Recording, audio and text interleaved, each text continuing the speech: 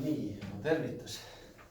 Mina nimel Mart, siis ütlen uuesti ja tulen sellisest kohast nagu Eesti taevanähtuste uurimisagentuur. Ja meil on isegi siin lähedal Pärnu väike filiaalikene, kus... Ma mõtlesingi, et kus kohas, kes on Pärnus ja kus ei kaua. Tegelikult siin Sauga alal, kus asume praegu. Ja kuna mul siin elukoht on lähedal ja selles mõttes. Aga eks me teeme tööd muidugi üle Eesti ja ka rahvusvaheliselt on meil sidemeid ja partnereid ja uurime seda siis, mis seal taevas toimub. Ühest küljest siis, mis me seal näeme ja teisest küljest nii palju, kui me teame, mis seal tehnoloogia tehnikamates on. Sest et kui mina olin umbes sama vana kui teie, siis ma elasin ka siin samas kohas, käisin siin samas lasteaias isegi. Ja siis oli siin lennuvälja koha peal oli nõukogudeaegne sõjalennuvälja. Sõjalennukid lendasid hästi kõva häälega, tulid, maandusid vaiksemalt, aga tõusid õhku hästi kõva häälega, need ei saanud isegi magada õhtuti. Nii kõvasti tegelikult lendasid. Ja siis eks siin mina ja külarahvas ja kõik nagu aeg-ajalt ikkagi nägid ka, mis seal taevas toimub, et meil olid seal lennukid. Ja siis meil olid sellised vaiksed lennukid, mis siis ei olnud nagu sellised nagu tavapärased, vaid olid natuke teistmoodi. Ja aeg-ajalt me nagu nägime neid ka. Ja ma arvan, et väga paljud siit Sauga alalikust nägid. Aga nüüd natukene räägiks siis, mis seal taevas üldse on või mis... mitte ainult taevas, vaid ka meie ümber, maa peal ja igal pool mujal, sellepärast, et me arvame, et me elame siin uhkes üksinduses, aga tegelikult tuleb välja, et me ei pruugigi nii väga üksi olla. Ja hakkame siis nagu hästi suurest pildist peale. Selline on siis meil teadlaste poolt, kuidas öelda siis, kindlaks tehtud pilt, milline see meie suur ilmaruum on maailm. See on siis hästi suur ja kui me siin niimoodi vaatame seda, siis see on muidugi maainimeste poolt tehtud pilt. Selline kokku pandud visualisatsioon, et milline see võiks olla. Siis me näeme, et siin on sellised valgus sellised nagu veresoonekesed, nagu kapillaarid. Ja siis on sellised tumedamad alad ja siis on siin jälle, kus liiklustega midagi eriti ei ole, siis on jälle sellised heledamad alad. See on universumi kärgstruktuur. See tähendab niimoodi, et siin nendes nagu veresooneteski, siis nendes heledamates alades on nüüd liiklust ja elu on rohkem ja seal tumedamates alades seda elu väga palju ei ole. See on hästi suur. Üks pisike valgustäpikene siin on sama suur kui terve galaktikate kobar. See on hästi suur, me täna ei pruugi aru saada, kui suur see on kõik, aga see ei olegi oluline. Et me lihtsalt teame natukene, kui palju seda ruumi meil ümbergi on. Ja nüüd meie oleme siin kuskil ühes pisikeses valgustäpikese serva peal on siis meie galaktika. Ja galaktika näeb välja selline tal on sellised nagu spiraalid. Ta on natukene nagu selline nagu 8 jalg veidi, 8 jalgu näiteks oli, seda on sellised spiraalid ja galaktika siis meil ka pöörab ringi ja samal ajal siis need spiraalid on umbes samasuguse kujuga. Ja meie siis oma väikese süsteemiga asume siin galaktika äärealal, ehk siis umbes kui galaktika kese oleks näiteks Pärnu linn ja kui äär oleks näiteks Pärnu maakonna piir, siis meie oleme kuskil siin Pärnu Jaagupis või Ares või umbes selle koha peal, kui niimoodi üldiselt nagu võtta. Me nagu päris kesklinnas ei ole, aga me ei ole kõige kaugemal, et me oleme niimoodi päris nagu selle osa sees, kus ikka elu ja liiklust nagu toimub.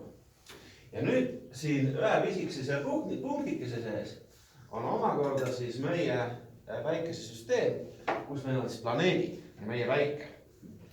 Ja väike on, nagu me taevasse vaatame, hästi suur, hästi hele, aga siis meie oleme siin selle 3. planeedi peal, kui me hakkame päikese poolt lugema.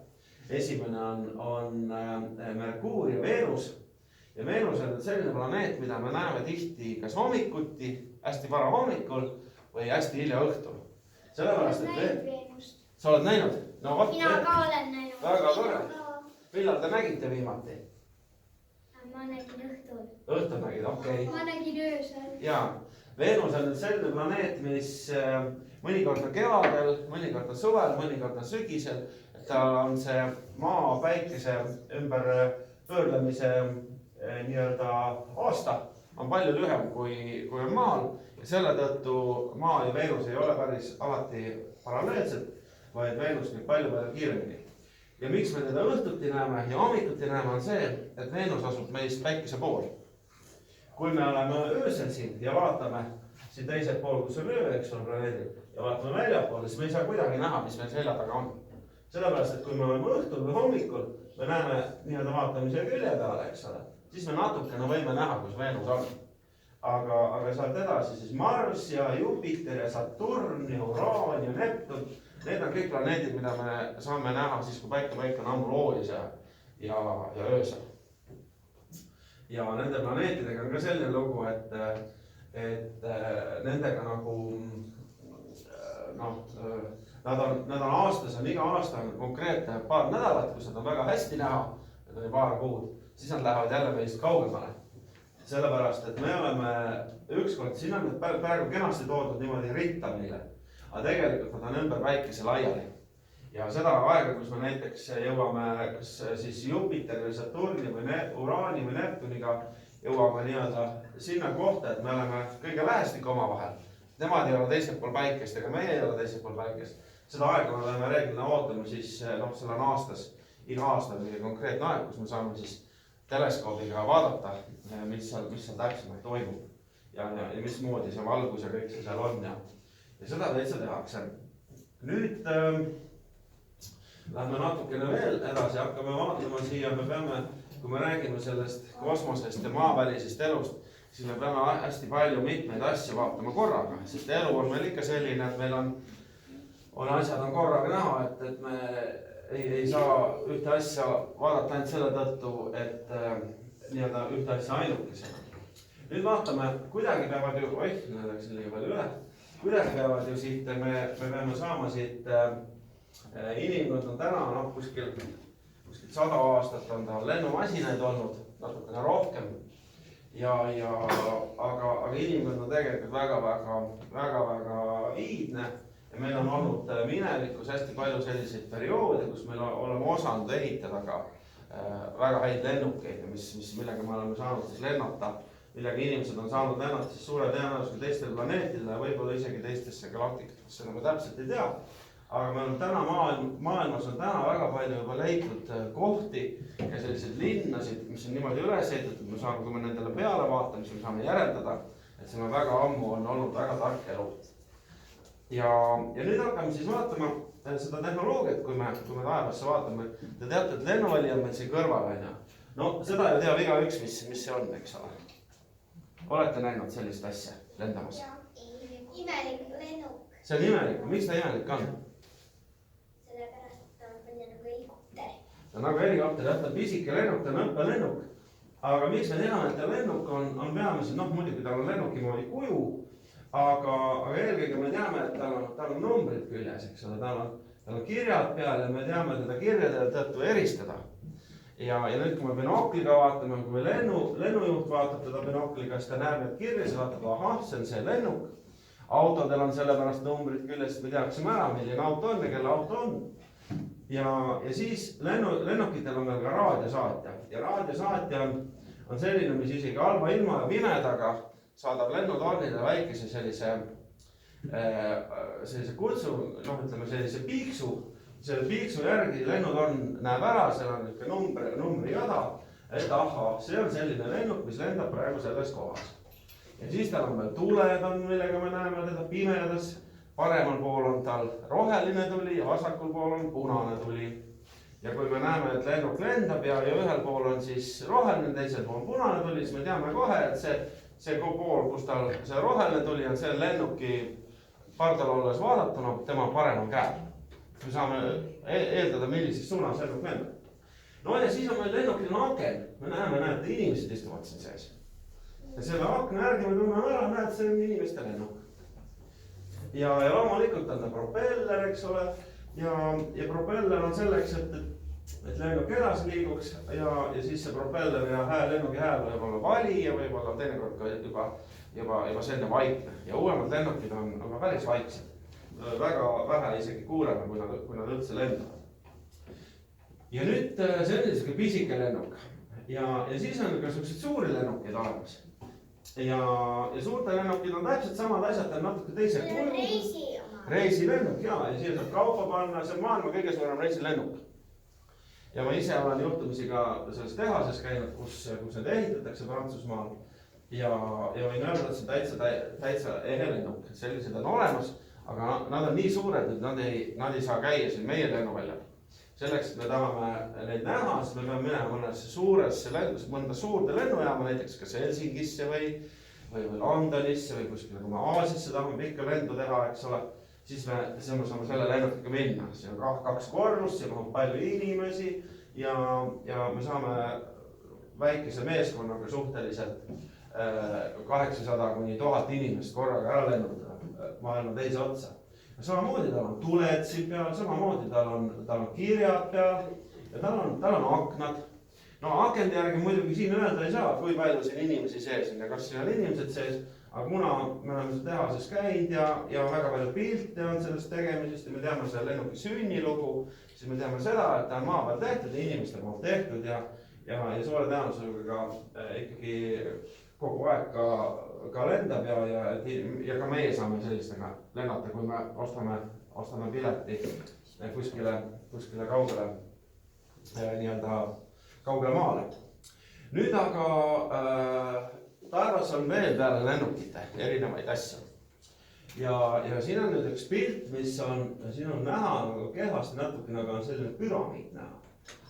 Ja selline püramiid on ka nüüd, ta on kahtlemata, me võime öelda, et ta on lennuk, ta on kosmoselennuk ilmselt, kuna ta on õhus, aga me ei saa öelda, et ta on inimeste tehtud. Et suure tõenäosusega võib olla mõni külalistsivilisatsioon on maa peale külla tulnud meile sellega ja ilmselt kasutab mingit muud põhimõtet, kuidas see lennuk lendama panna. Aga tal ei ole aknaid ja tal ei ole kirjasid peal, seetõttu me ei saa öelda, et ta oleks maa peal tehtud ja me kutsume teda nagu tundmatuks lennumasinaks ja sealt ongi tulnud nimi UFO, mis on inglise keeles siis Unidentified Flying Object ehk siis mitte tuntud lennuobjekt. Ehk siis see pilt on siis tehtud läbi mingi teleskoobi või lihtsalt? Ei, see on tehtud tavainimese poolt, fotoaparaat, see on linna kohal. Ja üks öö siis 4-5 tundi oli see Moskva kohal olnud ja Washingtoni kohal ja neid on... Mitmes kohas tuvastati? Ja. Ma olen ajalehes näinud, kui ma olin vanaema juures, ma nägin Runnuka pilte ajalehes. Tohoh, mis ajalehed see oli? Ma ei tea, lihtsalt oli. Sa on näed, täitsa võib olla jah. Terve aeg, kui ma läksin üles vanaema juurde, terve aeg vaatasin seda. No võt. No nende tõmmakabiltidega on muidugi veel omaette lugu, me pärast räägime sellest ka.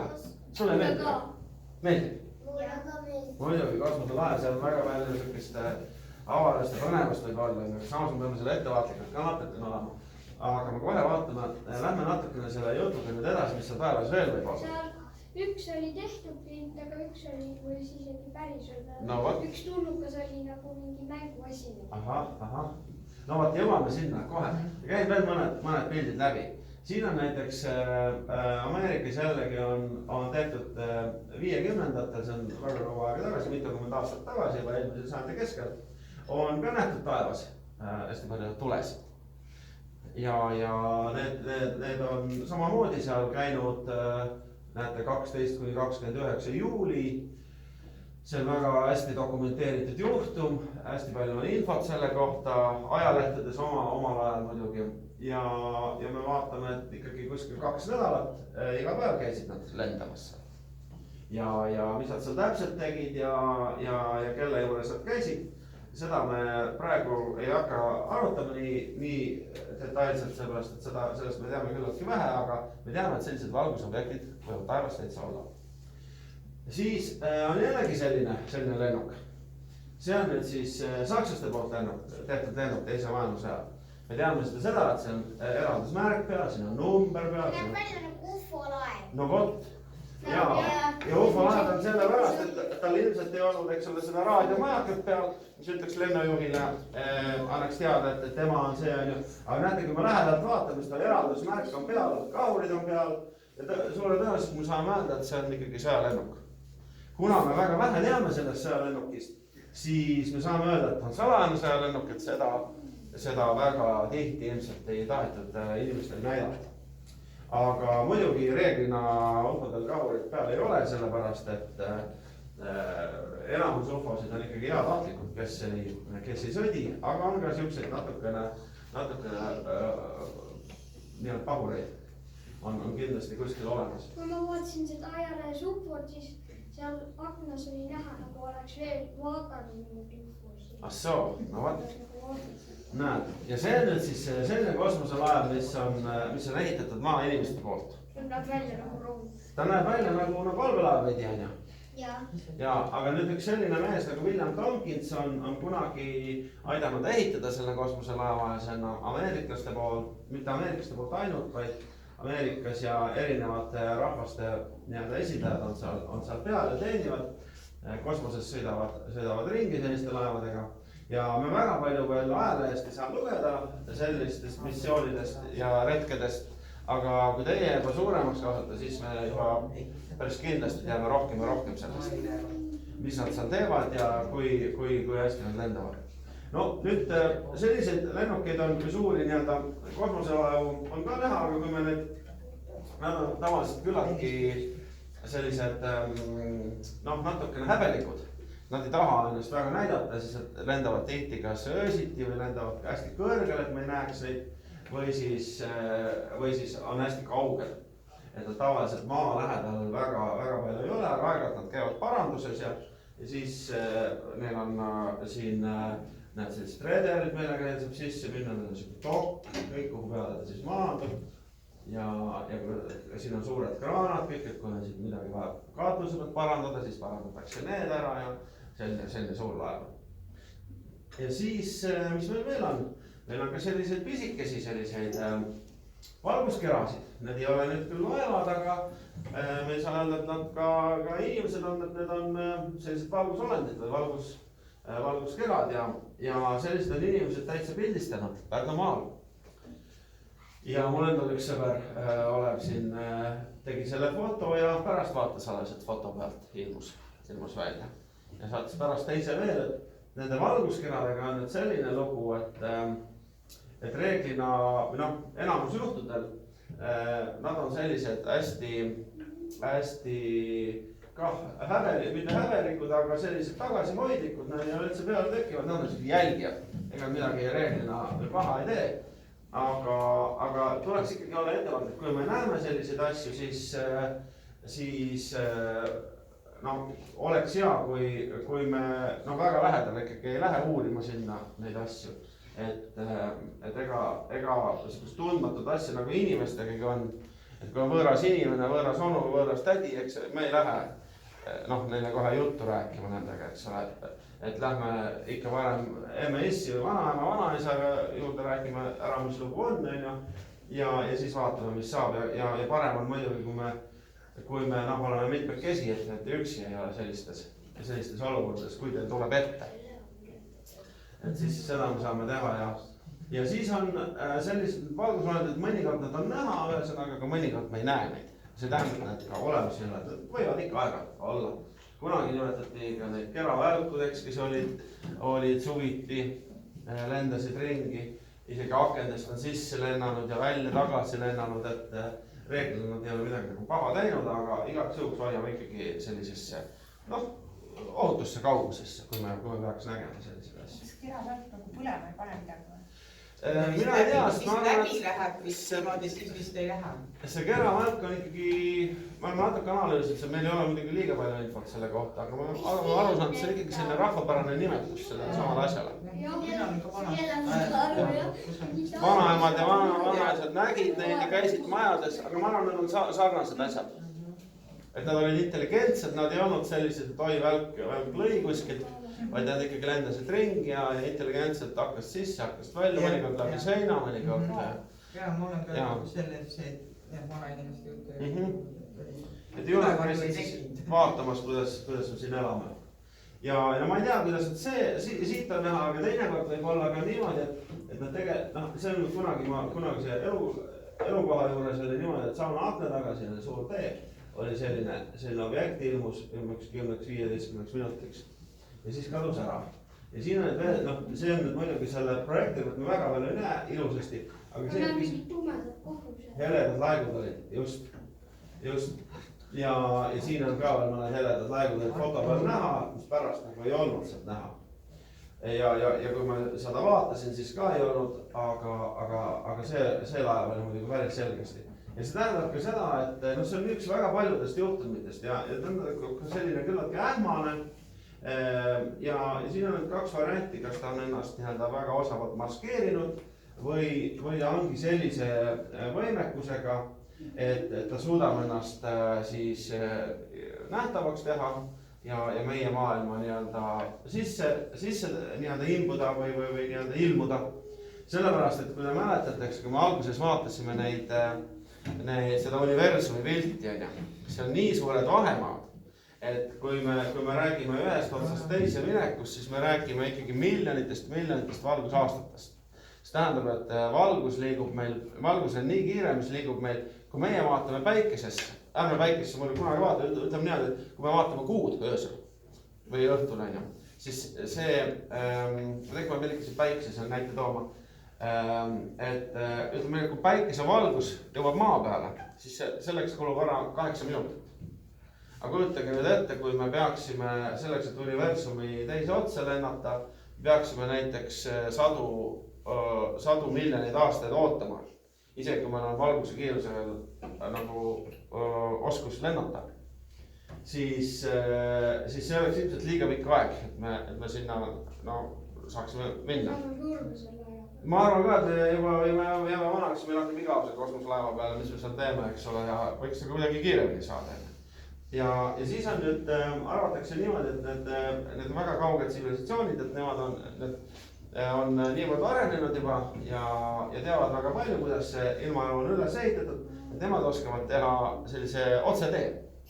Teevad ruumist teevad, eks ole, augu sisse ja teiselt poolt tulevad täpselt samamoodi välja paari meetri kauguselt, aga tegelikult universumis on tal lennanud justkui oleks lennanud väga palju aega. See laev, mis seal niimoodi korraks ei näha ja ära katus, see oli nagu mingi maskeerunud laev. No vot. Keikoga niimoodi ära. Võib olla täitsa jah, et nähtamatuks muutuda või mingisuguse, nad teavad seda füüsikat natukene paremini kui meie praegu teame, aga meiega saame iga päeva, iga aastaga rohkem teada ja ma usun, et kui teie olete suured, siis meil on juba sellised lennukid võimalik osta, võib-olla aitate teiegi neid ehitada.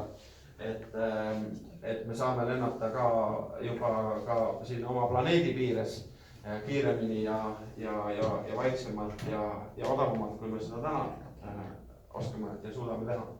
Ja siis ma näitan veel ühe pildi, mis on siis selline ka vaimolend. Ja see vaimolend on nüüd... Siin on palju mulle nagu luukere. No vot, ta on natuke inimese kujuga, eks ole. Tal on siin rinnakorv ja siis on tal selline jala ja siis on tal peamoodi asi seal ja selliseid siis inimesed räägivad ka, et on aeg-ajalt ilmunud, et mõnel on vanas majas näiteks selline nagu kummituse moodi asi olnud. Mul on üks selline, kui ma võtan endal seina peal, siis ma olen nagu mingi naist. Assoo, okei. No vot. Võib olla, kui ta sul väga pinda käib, sa võid küsida, et mis sa tahad. Ükskõik kui lähedal, aga lähed ikka. Okei. ja sa võid küsida, mis sa tahad ja kui ta sind väga ära töötab, siis võid öelda, et mine ära, et ma ei taha sind, ma ei taha sind vaadata. Niimoodi võid ka öelda talle. see ei hirmutse keegi. Peaasi, et ta ei hirmu nahka ja, või jah, et selle, nende valgusolenditega ongi selline asi ja tegelikult me võib-olla näeme unes midagi või miskit. Et peaasi, et me nagu kartma ei hakka, et me saame ise ikkagi öelda, mis me soovime, kui me ei taha neid näha, siis me saame neile öelda, et me taha neid näha. Ja tegelikult on niimoodi, et nad peavad nagu ära minema, kui te neile ütlete niimoodi. Mul on Markusega üks selline asi, et meil on üks selline, ma kiikisin Markusele ta õele sellise mängutita, aga see on kahtlane. Ahsoh, mis ta siis teeb kahtlast? Kogu vahepeal on asjad kadudis ja siis vahepeal liigub ka. Arvad, et see tita teeb? No võib-olla teeb, ei tea seda täpselt. Ta kadus ise ära ka. Okei. No võib-olla ema koristas, eks ole, seda ka ei tea. Ja, vot, aga siis selline lugu on minu poolt, et ega ma väga, võib-olla teil on mõni küsimus või äkki mõni huvitav lugu rääkida, kas... Tüdrukutel oli siin üks küsimus. Ahah, jaa. No, tahate ise küsida? Randelil on valmis seda. No. Et kui mina on ju magan öösel ja vahepeal ma ärkan üles on öösel, siis ma näen ka siukseid veidrusi. Kas sa näed siukseid valgusolendeid ka või? Siukseid läbipaistvaid või? Ahah, aga mis nad teevad siis? On nad lihtsalt toas seisavad või toimetavad? Seisavad lihtsalt, jah? Kas sa oled mõnes vanas majas või? Ei ole. Ahah. Tüdrukutel oli küsimus, et seal olid need planeedid, miks oli Pluto peal rist peal, nad tahtsid teada. Pluto peal on rist peal, Pluto on olemas küll, aga kuna Pluto sarnaseid planeete on tegelikult meil mitukümmend seal päikesesüsteemi äärealadel, siis nad otsustasid, et Pluto kuulub nende väikesemate planeetidega nii-öelda, poolplaneetidega või planeedilaadsete taevakehadega, kuulub ühte klassi. Ja kuna neid läheb juba seal väga paljuks seal selliseid väiksemaid taevakehasid, siis otsustati see planeedi nii-öelda nimi alt ära võtta, aga ta on väga oluline taevakeha sellest hoolimata edasi. Ja me oleme just Pluto kaudu ka sinna saatnud kosmoselaevu, inimkond on saanud väga palju infot ja Pluto peal on tegelikult võib-olla väga põnev nii-öelda olemine seal, et me saame planeet on nagu 8 siis on ju, et siis ei ole nagu 9 nagu ennem oli. No jaa, aga selles mõttes gravitatsioonilises mõistes ja kõikides muudes aspektides ta on endiselt olemas, on endiselt tähtis, aga ta on lihtsalt see staatus on nii-öelda natukene muudetud. No kas te näetate, mitu planeeti teie joonistasite, kui meil oli kas 8 või 9, kas te joonistasite Pluto ka? Ei. No te võite alati meeles, et see Pluto on seal olemas, temaga midagi juhtunud. Aga lihtsalt tõepoolest ja mõningad eilsed tsivilisatsioonid on öelnud, et Pluto on ikkagi planeet, täisväärtuslik. Meie kõvasti arvasime, praegu on see muudetud, aga ega see tegelikult seda elu seal taevas nii väga ei muuda, et meie mõttes ainult jah. Kaarlid küsisid. Teid segad, ma ei saanud aru, need 2 asja, see imelik püramiidikujuline asi ja see luukera moodi asi, need olid imelikud. Need on natuke teistmoodi jah, sellepärast me ei ole harjunud neid nägema, me väga tihti ei näe neid, aga ega selle luukera moodi asjaga või selle nii-öelda vaimuaedi moodi asjaga, see on nüüd selline, et tegelikult kui te ütleme ka kasvata suuremaks, eks ole, siis te saate võib-olla rohkem teada, et meil on ikkagi, meil just on mitu sellist kihti on meie sellises elus, et meil on see lauda-tool, mis me saame katsuda, on selline kõva asi, aga kui me samas paneme silmad kinni ja hakkame näiteks magama jääma või niimoodi, siis me ei näe seda kõike, aga see, kes jälgib, see meie nii-öelda olemine siis, tema on sellest maailmast väljapool, eks ole, meie oleme tegelikult need, kes jälgivad. Aga me ise selle füüsilise maailma näeme ainult oma kehakese füüsilise maailma osa, eks ole. Et kui me natuke suuremaks saame ja rohkem uurime neid asju, siis me saamegi teada, et tegelikult seda teadvust või seda meie mõttevormi võib eksisteerida ka sellistes nii-öelda raadsustes või kihtides, kus me katsuda ei saa, aga me saame kas näha või siis tunnetada, et seal ka mingi olend või midagi on, et kui me ei näe, et see ei tähenda, et seal ei ole, et seal võib täitsa ikkagi mingisugune selline intelligents olla. Aga sinul oli väike küsimus või? Kogu aeg, kui ma vanaisa juurde lähen, üks raamat kogu aeg liigub ühest kohast teise, nagu mu vanaema paneb kogu aeg selle oma arvuti peale, aga kogu aeg on see hoopiski köögis. Soo. Aga kas keegi teine võib seda raamatut viia ka või ei? Seda ei tea, jah? Ei ole näinud, et keegi viib. Stimmi, sul ka midagi on kosmose kohta küsida. Sul ei ole, sul on kõik teada, nii randel. Et alati, kui mina vanamööres käin, siis tal on alati on tal üks ja sama raamat maas. No jah, siis ta teinekord uurib seda võib-olla ja loeb. Ta ei ole seda raamatut ühtegi korda vaadanud ja see on täiesti taha pandud, see on kogu aeg maas, kui mina lähen vanamööda. No siis võiks vaadata, mis raamat see on, võib-olla lahti teha natuke, äkki seal on midagi põnevat, äkki see raamat on mingi põhjusega seal maha kukkunud, aga ma seda ka ei tea. Ei ole, jah? Okay. Äkki raamat tahab, et seda loeb. No vot, see võib ka olla. Ja.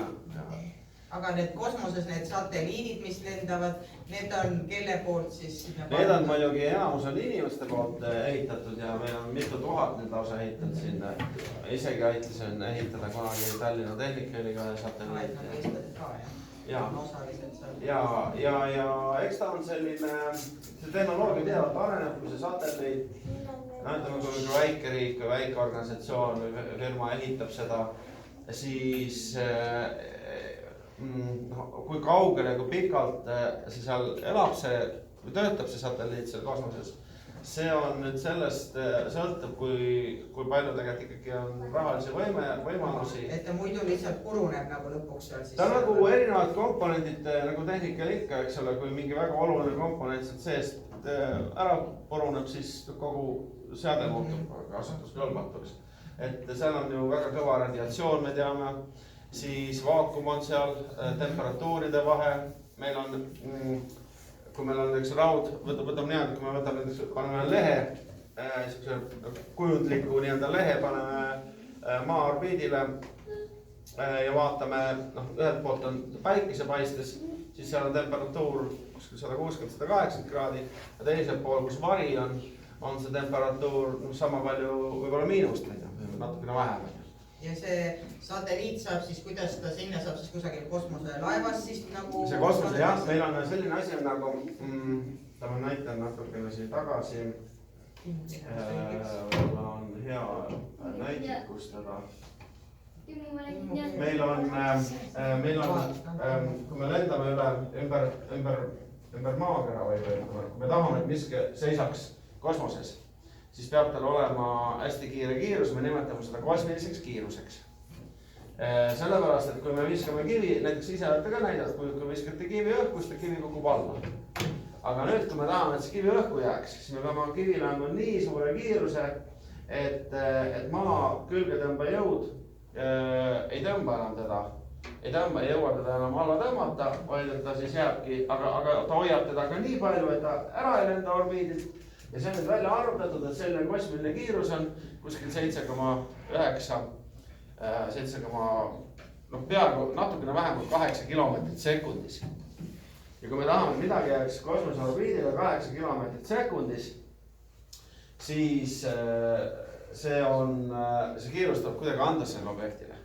Ja me ei saa muud moodi, muidu ta kukub lihtsalt alla. Me saame ta kõrgele visata, näiteks rakettidega, mõned väiksed raketid, mis lendavad 100 kilomeetri kõrgusele näiteks, tulevad sealt kohe 15 minutiga alla, 15 minuti pärast. Aga kui me tahame, et nad aastateks või kuudeks jääks siia orbiidile, siis me peame ehitama sellise raketi, mis annab sellele, kuhu me saame ninasse näiteks panna selle objekti, mis me tahame üles viia, näiteks satelliidi. Ja siis me peame sinna raketimootorid nii palju panema või võib-olla me kunagi oskame seda ka elektriga teha, siis et mis selle 8 kilomeetrit sekundis selle objektile annab. Et selleks on seda raketti vaja, kui me tahame satelliiti taevasse viia. Ja loomulikult peab satelliidil olema raadiojaam peal, et me saaksime teada, mis ta teeb seal, mis ta seal näeb ja. Kirkelin, palun. Kogu aeg, kui mu emme tõstab mu venna varata välja ja kogu aeg on see tagasi samas kohas. Vot, väga huvitav. See on nagu Sipsikus ka, kui Sipsik taheti kuule saata. Mäletate seda Sipsikut? Siis ta tuli ka lõpuks kukkus kusagil mujale, mitte ta läinud kosmosesse. Jaa. Et kui päev on, siis kui emme paneb mulle süüa ja siis on niimoodi, kui ma söön ära, siis ma hakkan mängima, aga alati kui ma tahan juua, siis see mäng läheb ise kinni. Ei ole selline asi. Niimoodi siis ära programmeeritud ja ta läheb kinni. Kas kellegi on veel küsimusi? Te olete siin juba nii nihelevad mõnusasti. Kas mõmmikutel on meil küsimusi? Ei ole! Siis on hästi, siis ja kui tuleb, saate kasvatajale öelda ja siis kasvataja. Sul tekkis äkki üks küsimuses kosmose kohta või nii küsimus? Mitte kosmose kohta, mille kohta sul tekkis? Kui me Markusega panime seda titalasteaias kappi ja siis panime asju kaadale, kui me läksime korraks ära, ütlesime, et ta nagu kuulaks, siis läksime korraks, ütlesime, et me lähme nüüd edasi, ja läksime sinna tita juurde, siis olid juba asjad midagi peal kuskile mujale natukene liikunud. Ahsoo, no võib-olla teinekord ka on natukene niimoodi, no aga me kõiges ei saa sellist ebatavalist näha, mõnikord on ikkagi hea põhjus ka, miks. Kui me panime asjad hästi ühendise otsa, need kukkusid kuidagi nihe. Need on päris üksteise otsa ka vahele, vaid päris vahele panime pikali asjad, siis võid ka teise. Lastel on see kujutusvõime ka muidugi. Ja ei, see peab olema muidugi ka. Ärme seda Nii. Kui mina mängin oma sõpradega õues, siis on nii ärkad, siis alati kui me tõmbame palli väravasse, see suundub värava poole, aga see pall pöörab kogu aeg ise ära. See on nagu gravitatsiooni jõud. Ja võib-olla mõnikord on ka pallina hästi pitt on sees, keerlemine. Võib-olla läheb siis ka, kui sa lööd pallid ühele poole keskele ei löö päris, ta hakkab keerlema, võib-olla sellepärast ka natukene läheb. Ei, ma mõtlen, kui see on nagu väravate juures, selline posti juures, siis see pöörab ise ära. Okei, no vot, mõnikord on ju. Aga kas keegi tahab ise kunagi töötada sellise koha peal, et te saate? Minul need mänguasjad läks minu taskus.